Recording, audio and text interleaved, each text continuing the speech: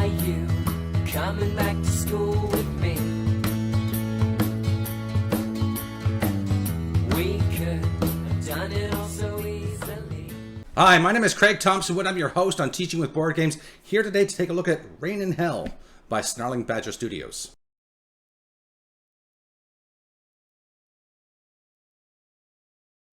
Now, at the beginning of every month, one thing I like to do is to reach out to the viewers and ask them about what kinds of things they might like to see on the channel, any content, any games, any suggestions they may have. This is actually one that was requested by a few viewers, so it's for you that I'm doing this. So here we go with Rain in Hell.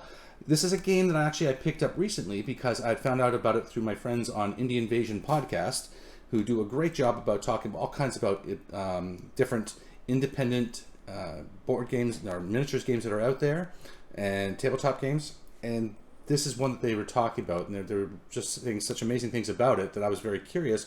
And when people were asking me to put it on too, so here we go. The game is what we call a miniatures agnostic game, which is a fancy term to mean that you don't have to buy a particular brand of miniatures. For example, if you're buying from one game, you may have to buy their miniatures to use in that game. They have their miniature line which supports their game. Games Workshop is a famous example for that. This one, they make the rules. They don't make any miniatures, so you can use whatever you want. And in my example today, I'll be using some HeroClix, some D&D minis, and something that was painted for me by a friend, as well as some Games Workshop Plague Bears. So that's one thing I do love about some of these games that we're looking at, like Urban Manhunt and these other ones, is that this whole idea of the miniatures agnostic game, because it just allows for people to use whatever's in their collection and not have to worry about the extra cost of buying miniatures for the game. But let me not get ahead of myself. Let me take you to the report card, and I will tell you what I think. So for the number of players in Rain in Hell, I'm going to give it an A-. Now, when you look through the scenario book, they have, through the rule book, in the back, they have some scenarios, and the scenarios go anywhere from 2 players up to 2 to 4 players. So I always say my standard for a B is 2 to 4 players, so why am I breaking the rules for this one? Well, because this is what you get when you buy Rain in Hell. You don't get a board, you don't get miniatures, you don't get dice, you don't get anything else. You need to supply all those other things yourself. So really, I mean, when you play a board game that's 2 to 4 players, you are limited by the components of the game to play with 2 to 4 players. I could take this game book and I could play really with any number of players. Now, I still need to get dice and everything else in for it, and people may need to be referencing the rules through the thing, so sharing one book may be a little bit problematic. I was tempted to put it higher than the A-, but I thought, let's be fair here. I mean, it is exceptional, and that's what to be an A, you need to be exceptional. And it's exceptional in that way because, like I say, you don't need extra components. When you buy this, it gives you the rules you need, and any number of people within, like if you say you're running it in a club or a group or something, a game night, any number of people could be playing at one time. So you just maybe share the one book or reference the book. You can also get when you pay for this, you get also a PDF copy. So maybe one person could be referencing your PDF copy. Now, of course, I don't ever condone or recommend sharing your PDF copies with other people. Snarling Badger Studios and all these independent companies, they don't make a lot of money on these things. They do it out of more love than anything, and to be sharing copies of these things illegally is really wrong and just not a good thing to be doing. It's not that much money for these things, and I'll talk about that more in the cost. But just sticking to the number of players, A-, because you can go beyond and really have greater limits in how many people you can be playing with just this one thing. For learning, I'm going to give the game an A- as well. I give it the A- because there's in games like this, there is math and language just sort of embedded right into the game. And while the math is not like super difficult math and the reading is not super difficult reading, the fact of the matter is that you just are so encouraged to do it, and you are so motivated to do it. It is exactly games like this that inspired my math skills, that developed my math skills from a very poor math student to a very good math student. I consider myself now, with my basic math facts, to be very good, even amongst my peers, because of games like this. Because I was just like, ooh, I'm interested, I want to play, I want to maybe try building different war bands for this game. So with a basic warband, you have 100 points to build with, and you are, just tinkering with the points. Well, and the points in this thing too, it's interesting because they're not just easy points like this one's 20, this one's 10, this one's 15. No, it's like 26 points, 17 points. There's different numbers that are just these weird numbers. So it's just going to be forcing the people who are playing to be adding them together and developing that mental fluency with the math. Well, hopefully they're not using a calculator, but even if they are, the repetition will start to help their numeracy. And then even the reading.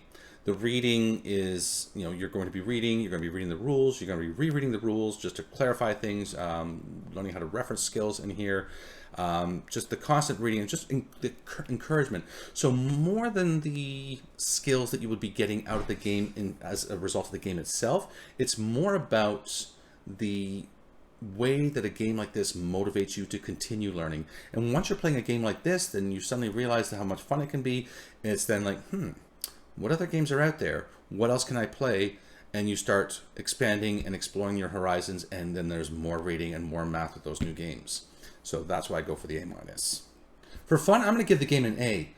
The game is a lot of fun for a few reasons for me. One, I love the fact that the rules for it are very simple. Every character only has 3 statistics you need to know. Is really streamlined to be very fast, very efficient, very quick, very brutal. So combat and things just happen very quickly, and the games are, very fast things. So it's not bogged down with excessive rules.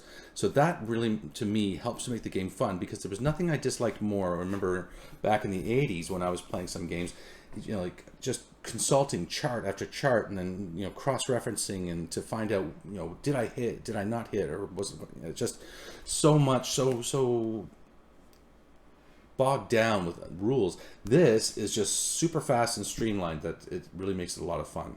The second thing is that it's just, these kinds of games where you have the visuals of like the miniatures on the board and the terrain that you can be creating and all those kinds of things. It just adds a whole new element of fun for me personally. There's that, I think for a lot of people, I think that's why miniatures games are so popular, because of the visual aspect of them. It draws people in because you can just visualize things more, because you're actually seeing it. You're seeing it happen before you. And the third thing I love about this game is that it has a campaign mode. So as you're playing, it's not like one game is one game and you stop there. This game is designed to be played as an ongoing thing. So as you play the game, your warband of demons is, as they fight, they will get better or worse depending if they take injuries, and maybe they get lasting injuries, maybe they get just better and they get survive and they get stronger and get new abilities, new weapons. There's just all kinds of different things that can be happening through the course of this game.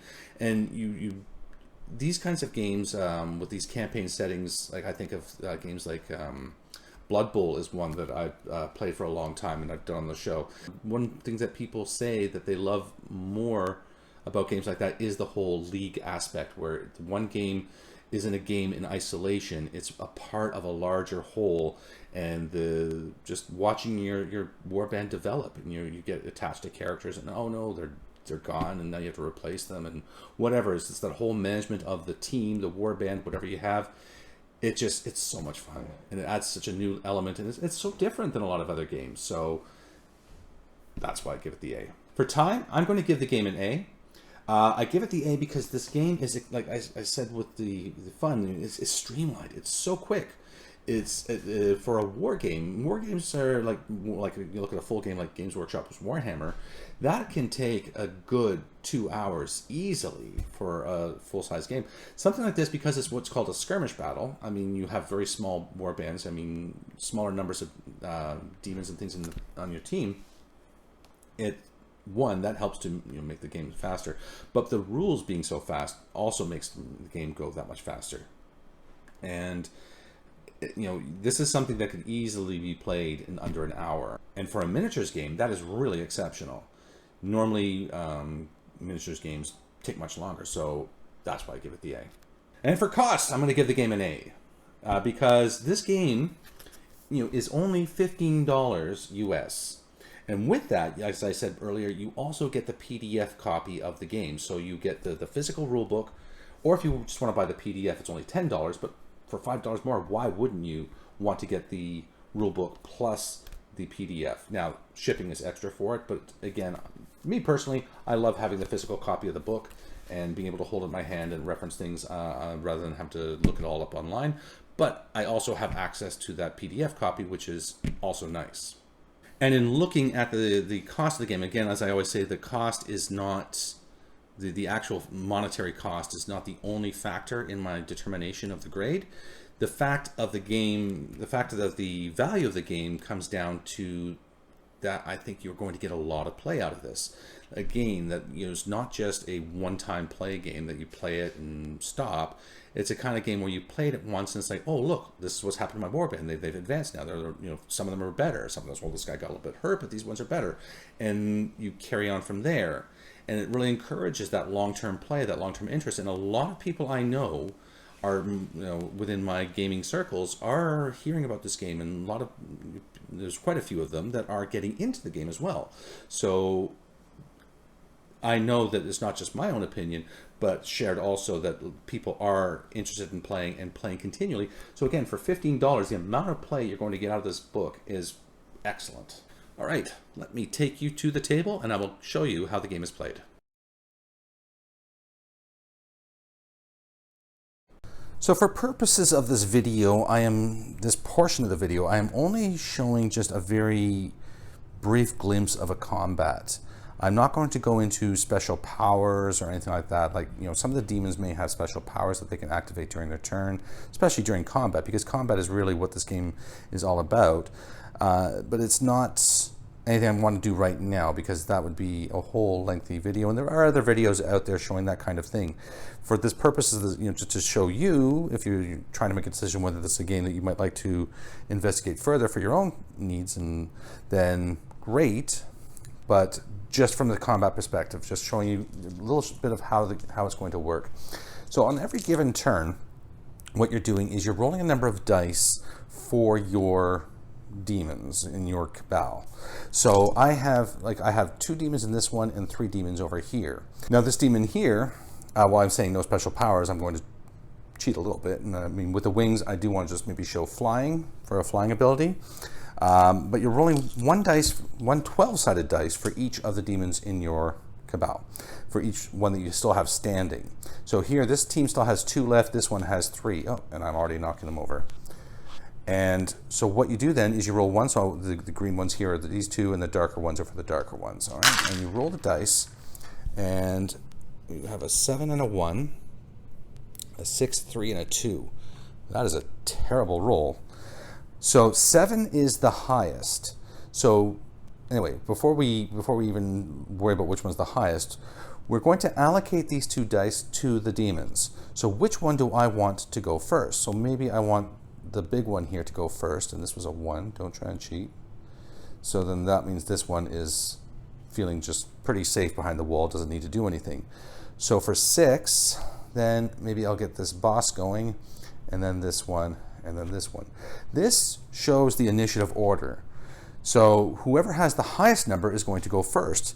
In the case of a tie, you would roll dice. So if, say, this one they were both 7, then say this is the dark one, so you'd roll, and this was like this now, so this one would go. You would keep rolling the 6-sided dice until you break the tie, and then from there, it goes down to the next one. So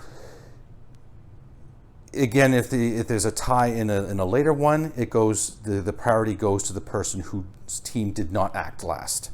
So anyway, so with this one then, so let's say this demon has a movement of 7. So 7 would mean 7 inches. Everything is measured in inches. So maybe this demon is going to go 6, and then 1 more. Now, as long as they're within half of an inch, they can do that and can attack. Now, when you are choosing to fight, which this demon is, you can make different types of fights. So you have a running skirmish. So in the case of, we'll show that a little bit later. Charge, which is what this demon has done. So this demon has charged. It used all its movement to move into this other demon here. When you charge, you get a bonus to your combat score. And combat score is really the only thing you need to know about your demon for fighting. So let's say this demon has a combat score of 6. So what I'm going to do, and the one that's attacking has a combat score of 5. So this demon has a combat score of 6. It gets +1 to its combat score because it charged. So therefore it is now getting an extra dice against this guy here. So I'm going to take one more dice. So I have 7 dice here now. Because its combat is higher than this one, it hits on a 2 or higher with these dice. So I rolled 2 1s, and I rolled 5 numbers which are greater than 2. So those 5 numbers greater than 2 means I've hit this one 5 times. It will lose 5 wounds, except it will be able to defend itself. Like I said, its combat score is 4. So it's going to roll these 4 dice. Any 6s it rolls negates 1 wound. It rolled 2 6s, so it negates 2 wounds, and it takes 3 wounds. So you would use something to indicate that this one has taken that number of wounds. When a demon has taken its full allotment of damage, then it is removed from the board. And at that time, any enemy demons nearby can try to grab the soul energy from that, which they can use to help them to greater advantage later. So that one's gone. So now we go to the next highest initiative, which would be this one here. So let's say he has a movement of 10 and can fly. So what he's going to do is he's going to initiate a running skirmish. So with a running skirmish, he's going to come 2 inches to here, attack this one. So let's say he has a combat score of 6. So we'll just roll the 6 dice. And because this one's combat score was 7 from charging, when the combat score of the opponent is higher, you need 4 or higher. Well, it didn't matter if it was 2 or higher or 4 or higher because I rolled 6s, 5s and 6s and 1s. So it's hit 3 times. So like before, this one is going to roll its 7 dice, and any 6s negate. So it rolled 2 6s, so it only takes 1 wound from this one. And with the running skirmish, this one then continues its move, and it can fly over and now engage that one over there. We then go to the number 3, which would be the next highest. So that was the 6. The number 3 goes. This one is going to do a focused combat. So it may not move, but it is increasing its 1 for attack and defense rolls for the rest of this round until the next time it's activated. So even if this one attacks it before next turn, but as long as it hasn't activated again, it still gets that bonus to defense as well. So now we said before it had 4 defense, so 4 combat, plus 1 now for the focus attack, and this one is still a higher, so it needs 4s or 5s, and there we go. So it's a simple thing to remember. The combat system is really elegantly simple. If your target, if the person attacking has a higher combat score than the target, they hit on a 2+. If the combat score of the person attacking is equal to their target, it's a 3+. If the combat score of the opponent attacking is lower than their target, then you need a 4+. And that's really it. And then everybody needs 6s to save damage done when you just roll the number of combat dice that you have. Combat dice, as I showed, can be mitigated by whether you charge, whether you stand and focus, what types of attacks you're doing. As I say, the game gets more complex than that when you look into the rules. Like different demons will have different abilities, you'll have different cabals, and all those have different abilities. But I just wanted to give you a very quick sense of how this game works and how it plays out. I'll leave you to explore the rest of it yourself. Like I said, if you're interested, there are some great videos out there which show full playthroughs of the game and explanations of the rules and such. I just wanted to give you a very quick sense of the game and how it's played. Let me take you to my final thoughts. So I realize the content matter of Rain in Hell is not going to be for everybody. You know, there's certainly nothing I would ever even think to ask my principal, could I be playing this at at my elementary school that I teach at? But in a high school setting, then, you know, if you may want to try and broach the topic with your principal, see if they'd be willing to take a chance with it. And because, like I said, there's so many games out there that have demons and things in it anyway. I mean, this one just focuses strictly on that content matter. So I'm not going to go into a whole huge justification of the thing. If it's for you, it's for you. If it's not for you, it's not for you. But the fact of the matter is, like I say, that within a game like this, there is just all those great benefits. And like, if you listen to the report card portion, you heard me say it was straight A's across the board. It's the game has so much going for it that, you know, it's got a lot of value to it. Pardon the noise of the dishes upstairs. So, you know, whether you're playing this game with kids at home, whether you're playing this game as part of, like I say, maybe a youth group or a high school club or something like that, then however you're choosing to do it, I would think that that would be the best way to go about this kind of thing. Again, obviously not the kind of thing you're going to be playing into a classroom, but there is lots of opportunities on how you might implement this one and encourage learning through the play of this game. So if you're new to the channel, then what I'm doing is I'm putting out content on a weekly basis around topics of gamification, game-based learning, where I'm doing things like talking about gamification, how to implement games into the classroom. I'm reviewing games such as Rain in Hell to discuss the educational merits and benefits and how we can use them to help our learning and the learning of those that we may be teaching. If this sounds like something good to you, then please do hit that like and subscribe button down below, even that little bell icon to let you know when I'm putting out new content, which, like I said, is on a weekly basis. And if you ever have any ideas for content you might like to see on the channel, then please do let me know. Like I said, this one was a viewer request, and I always do listen to my viewers and do my best to give you what you'd like to see. So if you have any other games you might like me to review, then please do let me know in the comment section below, and I'll be happy to get back to you. Until next time, I am Craig Thompson Wood, your host on Teaching with Board Games, saying thanks for coming to the classroom.